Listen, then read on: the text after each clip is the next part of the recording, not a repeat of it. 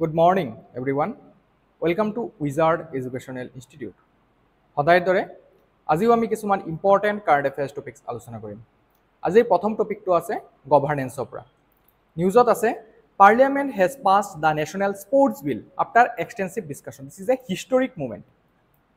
Parliament passed the bill on August 12, 2025 with Rajya Sabha approval following Lok Sabha's passage the previous day. So bill eta duita house pass korar pisot article 111 or under jete president assent die tete etu act loi porigonito hoy.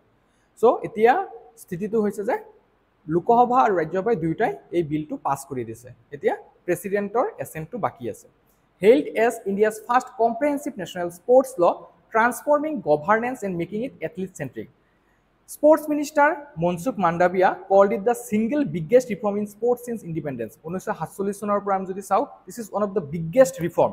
তো এইটো সৰকাৰৰ এটা মোটো আছে reform, perform and transform, right? Reform, perform and transform.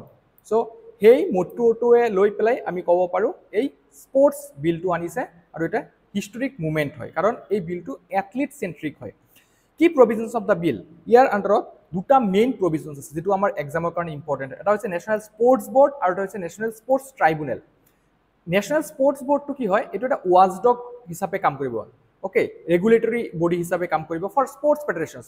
যিমানে sports ফেডাৰেশনস আছে, for example ফুটবলৰ কাৰণে যেটো ফেডাৰেশন আছে, ক্ৰিকেটৰ কাৰণে যেটো ফেডাৰেশন আছে, ভলিবলৰ কাৰণে যেটো ফেডাৰেশন আছে, গুটেইখিনি এই ন্যাশনাল স্পোৰ্টস বোৰ্ডৰ আন্ডাৰত আহি যাব। Okay, it is a umbrella body আমি ক'ব পাৰো।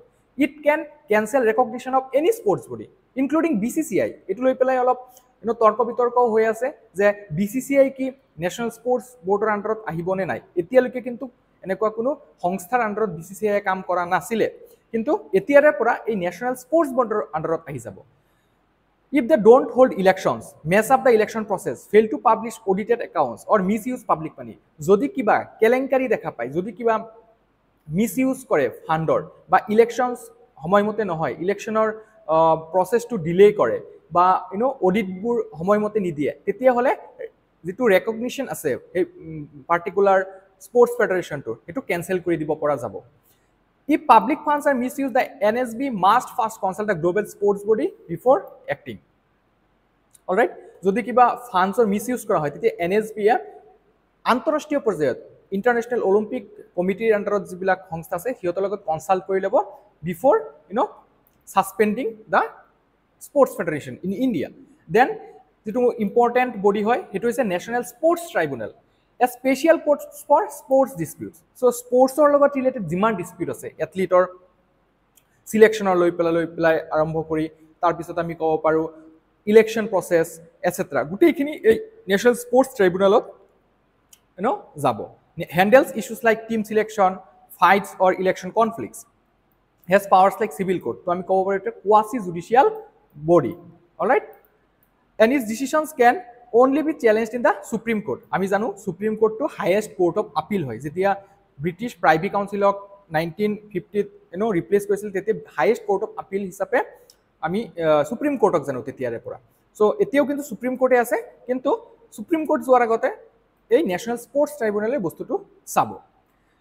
Also transparency and RTI. Any sports body getting government grants will be treated as a public authority under RTI Act. So যেটো আমাৰ ৰাইট টু ইনফৰমেশন অ্যাক্ট 2005 আছে, তাৰ আন্ডাৰত যদি কোনো এটা স্পোৰ্টস ফেডাৰেশনে সৰকাৰৰ পৰা টকা পায়, ওকে, তেতিয়া হলে হেতু পাব্লিক অথৰিটি হিচাপে স্বীকৃতি পাব। অৰ্থাৎ সেই স্পোৰ্টস ফেডাৰেশনটোৱে তেতিয়া বাধ্যতামূলকভাৱে ইনফৰমেশনবোৰ পাব্লিকক জনাব লাগিব যদি কোনোবাই RTI ফাইল কৰে regarding any particular issue.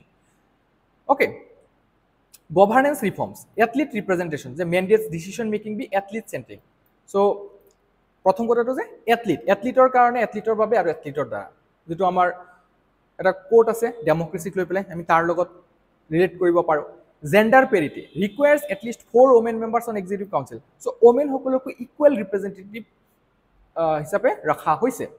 Flexible tenure plus age limit যে replaces previous strict caps a point of past opposition. So flexible এটা টেনিয়ৰ ৰাখিছে, আগতে যেনেকা মেক্সিমাম ইমান মিনিমাম ইমান এটা স্ট্ৰিক্টলি প্লেস কৰা থাকে সেই প্ৰভিজনটো আঁতৰাই দিয়া হৈছে। ৰিডিউসড eligibility বেৰিয়াৰ্স, lowers requirements for contesting federation elections. আৰু এতিয়া কিছুমান ক্ৰাইটেৰিয়াটো লঘু কৰিছে ইলেকশ্যন কণ্টেষ্ট কৰাৰ কাৰণে। মেইন এইমটো কি হয়? ট্ৰেন্সপাৰেঞ্চি, স্বচ্ছতা আনা গোটেই প্ৰচেছটোত, একাউণ্টেবিলিটি, দায়বদ্ধতা আনা, good governance, empower athletes, boost non cricket sports. আমাৰ ভাৰতত ক্ৰিকেট, আমি যদি স্পৰ্টছ বুলি কওঁ চবৰে মুখতে ক্ৰিকেট ক্ৰিকেট ক্ৰিকেট। আমি যদি চাওঁ, আমি যদি 2036 চনত অলিম্পিক আমাৰ ভাৰতত অনুষ্ঠিত কৰিব বিচাৰোঁ, তেতিয়া আমি গোটেই স্পৰ্টছবোৰত আগবাঢ়িব লাগিব, আৰু সেই দিশৰ পৰা এই বিলটো বহুত বহুত গুৰুত্বপূৰ্ণ বা ইম্পৰ্টেণ্ট হৈ যায়। Support India's potential 2036 Olympic bid. The BCCI and RTI exemption, a major point of contention and amendment. এটা মই কৈছোঁ অলৰেডি যে এটা তৰ্ক বিতৰ্ক হৈ আছে যে BCCI কি এই ন্যাশনাল স্পৰ্টছ বডিৰ আণ্ডাৰত আহিব নে নাই। The initial draft broadly defined recognized sports bodies as public authorities under the RTI for all functions, which would have included the BCCI because it is a public authority হয়. The final bill limits RTI applicability only to the utilization of government grants and financial assistance. যেটো final draft এইটো পাছ কৰা হৈছে তাত কিন্তু এটা সৰু changes কৰা হৈছে। সেইটো হৈছে যে RTIটো তেতিয়াহে এপ্লিকেবল হ'ব যেতিয়া গভৰ্ণমেণ্ট ফাণ্ড ইউটিলাইজ কৰা হ'ব। ঠিক আছে, since BCCI does not receive direct government funding, BCCI কিন্তু আজিলৈকে ডাইৰেক্ট গভৰ্ণমেণ্ট ফাণ্ডিং পোৱা নাই, it effectively remains outside the purview of RTI act. So' যিটো সেই সমস্যা আছিলে সেইটো আমি ক'ব পাৰোঁ যে এতিয়া অলপখিনি সমাধান হৈছে, কিন্তু আমি ডিবেট কৰিব পাৰোঁ যে কিয় BCCI এইটোৰ আণ্ডাৰত অহা নাই। কোনোবাই ক'ব যে যিহেতু BCCI গভৰ্ণমেণ্ট ফাণ্ডেড বডি নহয়, BCCI গভৰ্ণমেণ্টৰ পৰা কোনো ফাণ্ড ৰিচিভ নকৰে, গতিকে এইটো নাহে। আকৌ বহুতে ক'ব যে অল ইন ওৱান এপ্ৰ'চ হ'ব লাগে, ত' ইউনিফৰ্মিটি এটা থাকিব লাগে, কিয়নো বাকী যদি স্পৰ্টছ ফেডাৰেশ্যনছবোৰ নেশ্যনেল স্পৰ্টছ বডি আৰু এই নেশ্যনেল স্পৰ্টছ বিলৰ আণ্ডাৰত আহি গৈছে, তেতিয়া কিয় আমাৰ BCCI অহা নাই। অলৰাইট, চ' এইটো এটা ডিবেটেবল টপিক। যি কি নহওক আমি মুভ অন কৰোঁ। About national anti doping amendment bill 2025, আৰু এটা বিল, এইটো ইম্পৰ্টেণ্ট হয়। ইয়াৰ পাৰ্পজ হৈছে to reinforce autonomy for the national anti doping agency NADA and ensure India's compliance with the world anti doping agency code. Significance কি হয়? This amendment is crucial for maintaining India's good standing with WADA, ensuring Indian athletes can compete freely in international events like the Olympics and other WADA compliant competitions, upholding fair play and integrity in Indian sports. এইকেইটা মুখ্য significance হয়। প্ৰিলিমছৰ কাৰণে এটা MCQ দিয়া হৈছে। The national sports tribunal created under the bill will কি কৰিব national sports ট্ৰাইব্যুনেলে? একেবাৰে ইজি হয়, শুদ্ধ উত্তৰটো আপোনালোকে কমেণ্ট ছেকশ্যনত জনাব। নেক্সট টপিকটো আছে ইকনমিৰ পৰা। Cabinet gives approval for 4 semiconductor plants. Union কেবিনেটে 4টা ছেমিকণ্ডাক্টৰ প্লাণ্ট গঠন কৰাৰ কাৰণে, স্থাপন কৰাৰ কাৰণে এপ্ৰুভেল দিছে, অনুমোদন দিছে। The Union Cabinet has approved 4 semiconductor projects under the 76,000 crore rupees India Semiconductor Mission. This will be set up in Orissa, Punjab, Andhra Pradesh.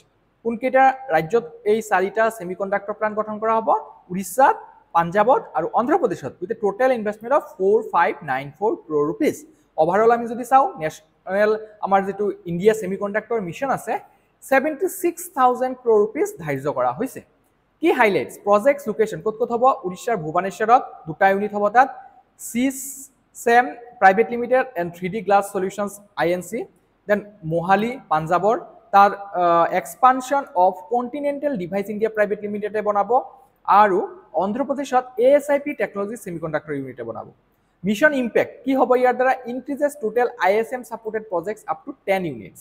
India semiconductor mission আণ্ডাৰত এতিয়া বৰ্তমান 10টা ইউনিট হৈ যাব, এই 4টা যেহেতু এপ্ৰুভেল অলৰেডি আমাৰ ইউনিয়ন কেবিনেটে দিছে। এতিয়া ছেমিকণ্ডাক্টৰ কি হয়? A semiconductor is a special material that sometimes works like a conductor. যে কণ্ডাক্টৰ আমি যিটো বিজ্ঞানত পঢ়োঁ, সাধাৰণ বিজ্ঞান, কণ্ডাক্টৰ আৰু আমি যিটো কওঁ ইনচুলেটৰ, যাৰ মাজেৰে বিদ্যুৎ পৰিবাহিত হয় আৰু যাৰ মাজেৰে বিদ্যুৎ পৰিবাহিত নহয়, কিন্তু এই দুটাৰ মাজভাগত এটা বস্তু আছে, এইটো হৈছে semiconductor.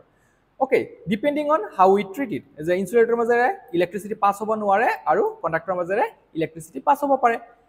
It's mainly use to make chips and electronic parts in phones, যে আমাৰ ফোনবিলাকত যিবিলাক চিপছ থাকে, চ' সেইবিলাকত এই ছেমিকণ্ডাক্টৰ ব্যৱহাৰ কৰা হয়। কম্পিউটাৰবিলাকত, গাড়ীবিলাকত, বিশেষকৈ আজিকালি যিবিলাক মডাৰ্ণ কাৰ্ছ ওলাই আছে, ইলেক্ট্ৰিক ভেহিকেলছ, সেইবোৰত এই ছেমিকণ্ডাক্টৰৰ যথেষ্ট প্ৰয়োগ হয়।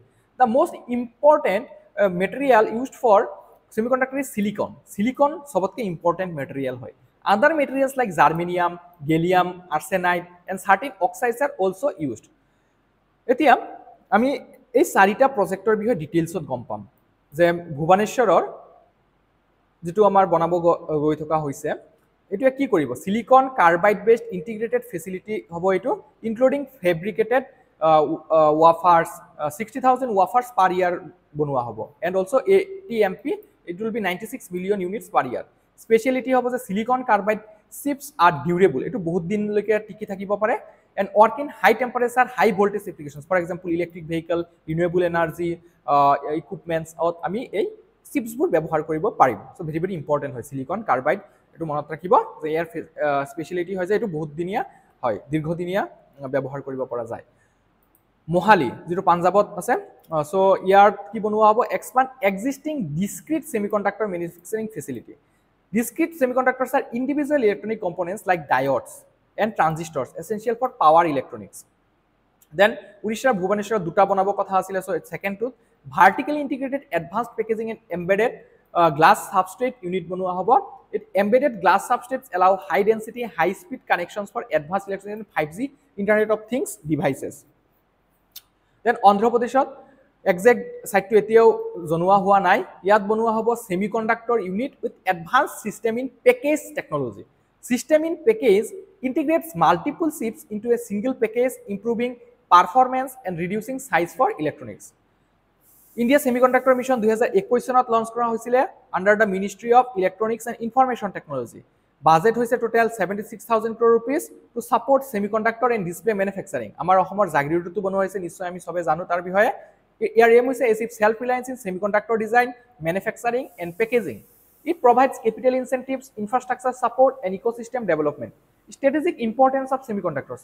Foundational to technology used in electronics, artificial intelligence, defense, space, telecom, and electric vehicles. National security reduces dependence on foreign supply chains, especially amid geopolitical tensions. Economic growth, high-value manufacturing create jobs, boosts exports. Technological sovereignty enables India to compete in advanced technology sectors.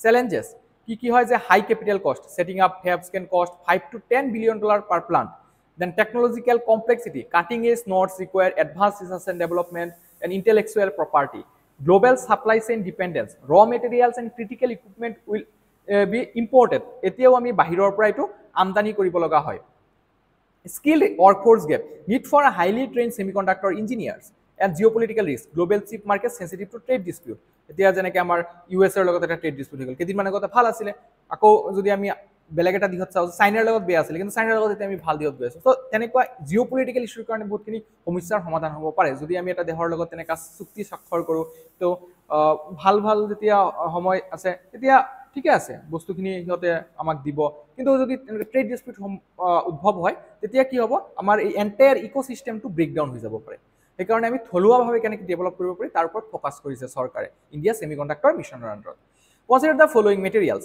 So এই চাৰিটা material দিয়া হৈ আছে এই কেইটাৰ ভিতৰত কোনকেইটা সেমিকন্ডাক্টৰত ব্যৱহাৰ কৰা হয় আপোনালোকে শুদ্ধ উত্তৰটো কমেন্ট সেকশনত জনাব নেক্সট টপিকটো এনভায়ৰনমেন্টৰ পৰা আছে নিউজত আছে Western Australia is experiencing its most severe coral bleaching so আমি জানো গ্ৰেট বেৰিয়াৰ ৰিফ যেটো আছে তাত সবতকৈ বেছি কোৰাল ৰিফ পোৱা যায় হেতু আছে অষ্ট্ৰেলিয়াত এই ওয়েস্টাৰ্ণ অষ্ট্ৰেলিয়াত সবতকৈ সিভিয়াৰ কোৰাল ব্লিচিং দেখা পোৱা গৈছে এতিয়ালৈকে spanning 1500 kilometer with mortality rates up to 90% in some areas driven by prolonged marine heat wave so heat wave or karone ei coral bur mrityu hoise key highlights longest largest and most intense bleaching event in western australia's history etialoke western australia's history etu largest longest or most intense bleaching hoy mortality ranges from 11% to over 90% depending on location all local coral species and habitats impacted Pocolopora and Acropora host affected. Additional threats are like cyclone damage, coral disease, and predators like Drupella snails. What is coral? Corals are marine invertebrates that build reefs by secreting calcium carbonate (CaCO3). They live in colonies and have a symbiotic relationship with microscopic algae called zooxanthellae. So, microscopic eta algae ase tar logot hiyote symbiotic relation bonai. Which provide them food via photosynthesis. What is coral bleaching? A stress response in which corals expel zooxanthellae due to heat. তো এই যেটো symbiotic relationship আছে বন্ধুত্বপূর্ণ সম্পৰ্ক আছে তেতিয়া মানে বন্ধুত্ব সম্পৰ্কটো ভাঙি যায় ব্ৰেক ডাউন হৈ যায় কাৰণ তেতিয়া যেতিয়া হিট পায় বেছি তেতিয়া কোৰালবোৰে এই জুজান্থিবোৰক এৰি দিয়ে due to heat pollution or other pressures this causes the coral to turn white আৰু যাৰ কাৰণে কোৰালটো হোৱাইট হৈ যায় যাক আমি ব্লিচিং বুলি কওঁ and loses primary energy source to basically এই জুজান্থিলি আছে জুজান্থিলিয়ে ইহঁতক এনাৰ্জি দি আছিলে prolonged bleaching leads to coral death আৰু এটুকে আমি বেসিক্যালি coral bleaching বুলি কওঁ importance of coral for our ecosystem support 25% of marine biodiversity despite covering less than 1% of ocean floor যদিও ইহঁতে মাত্ৰ 1% ocean floor কভাৰ কৰিছে কিন্তু ডাটাটো হৈছে যে 1/4 biodiversity এই কোৰালবোৰে অকুপাই কৰে provide coastal protection from storms and erosion যিবিলাক আমাৰ ধুমুহা গৰাখহনীয়া ইত্যাদি সমস্যা আছে এইবিলাকৰ পৰা protection provide কৰে sustain fisheries and tourism industries act as carbon sink regulating oceans chemistry impact loss of marine biodiversity like fish turtles whale sharks etc reduced coastal protection increasing vulnerability to storms decline in fisheries threatening local livelihoods long recovery time 10 to 15 years if no further stress occurs so the recovery period to বহুত বেছি হয় যদিও আমি